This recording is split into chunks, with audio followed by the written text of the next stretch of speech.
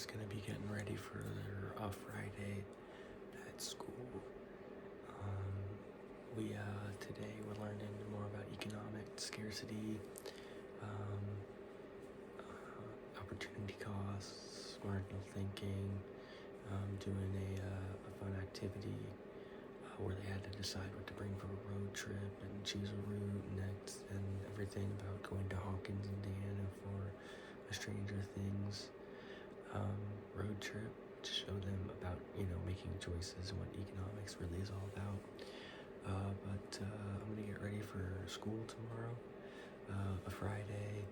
Looking forward to the weekend, but gonna make some coffee, iron a pair of jeans for tomorrow, and I guess talk a little bit about what we're doing tomorrow, which is a little bit more about economics. All right, let's get started. All right, so I'm gonna make my coffee. I think I'm gonna start switching to tea. I find that when I drink my coffee, I end up getting a crash before my last block. I'm just lethargic and tired. And today I actually tried some energy tea that they had in the teacher's room that, really actually kind of got me through to end the day. And I think what I'll do is I'll do the same thing tomorrow and then get some of my own tea that I can make myself and maybe make the long-term switch just to tea. I think I got one more scoop here. I think that's good. As you know, I got my Dunkin' Donuts coffee.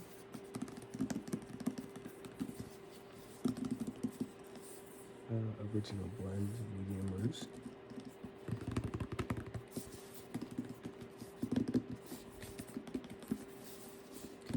I'll be right back to pour the water in.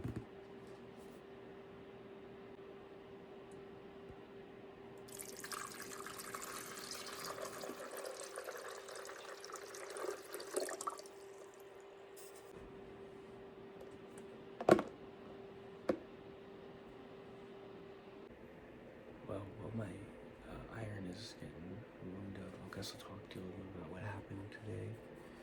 Today was actually a really good day. The kids really liked the lesson, and it seemed to go by really fast for, I think, both me and them, and I think that's a good thing.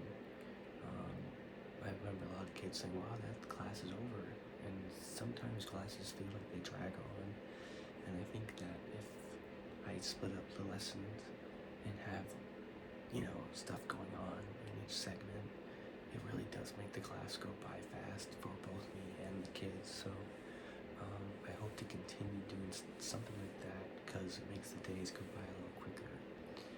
But showing these kids video every morning in every class, CNN 10, and we had some parents argue that they didn't want their kids watching it. I live in a pretty redneck area, so when the parents emailed the vice principal, I was happy that the vice principal actually had my back, and he talked to me about what I was doing, and I explained that I asked them open-ended questions and then tried to play devil's advocate. So example was about Alex Paredes shooting, and the open-ended question was, is it right, or should it be allowed to bring a gun to a protest? And some of the kids said yes, some of the kids said no, and whatever the answer was, I tried to make it open-ended and bring ideas about, the Second Amendment and state laws, and every state has different laws as far as open carry and carrying guns, and then try to bring it into, what the ICE agents might feel if you had people with guns at protests, but also the people with protests might be carrying a gun because of fear of ICE agents, and try to bring it around to full circle.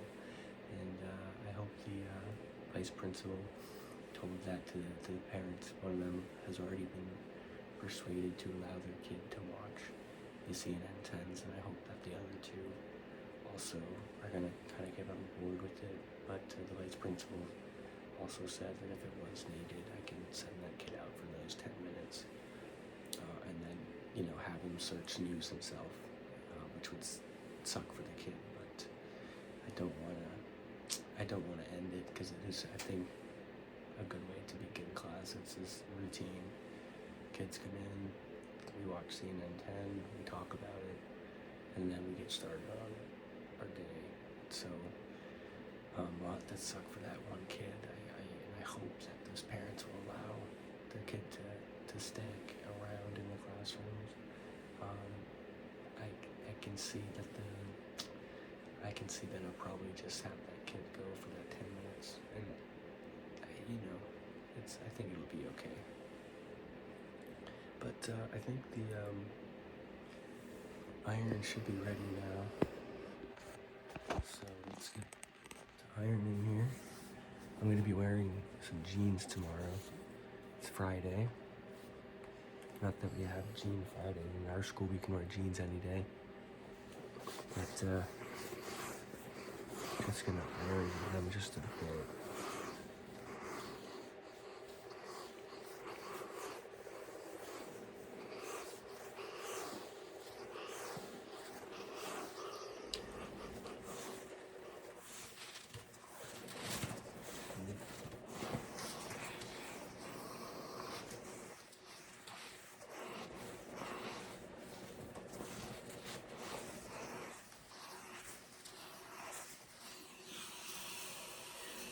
That's really all I'm looking for, just get them somewhat ironed up for tomorrow. So that's pretty much all I do to get ready at night. This morning, had to take a kid's phone because he was, in the middle of the hallway just showing everybody his phone. I gave that to the office, and the next time, I guess his parents have to pick it up. I will probably have to email his parents to let them know that their kid's phone was confiscated. And then I had another girl who left without asking 3 times, and this is something that she does for every teacher. And I went to the vice principal after school, and I asked him what should I do about it, because there's some confusion on my part, because he kind of said in the meeting that we need to send her to ISS, which is in-school suspension, if she ends up leaving. But the problem is I'm 6th block, I'm the last block of the day, so my thinking is that's really not much. It's basically just leaving my class, and my thinking was to just have her have a lunch detention if it happens again. He said that this day was a little different. Apparently there was somebody who usually helps her out who wasn't in today, which is why she was doing these things. And he said just start fresh tomorrow, and that's what I'm going to do. I am going to tell her, though, before I see her in class, that if she leaves again, it will have to be a lunch detention in my room.